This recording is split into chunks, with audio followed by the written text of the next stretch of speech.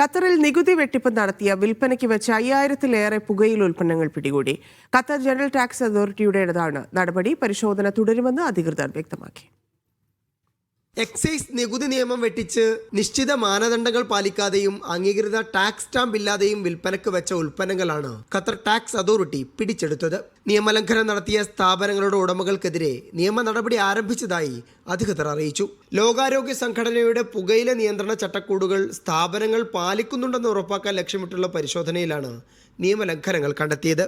സിഗരറ്റുകളോ മറ്റു പുകയില ഉൽപ്പന്നങ്ങളോ ഇറക്കുമതി ചെയ്യുന്ന സ്ഥാപനങ്ങൾ ധരീബ പ്ലാറ്റ്ഫോമിൽ നിർബന്ധമായും രജിസ്റ്റർ ചെയ്യണമെന്ന് അധികൃതർ ആവശ്യപ്പെട്ടു.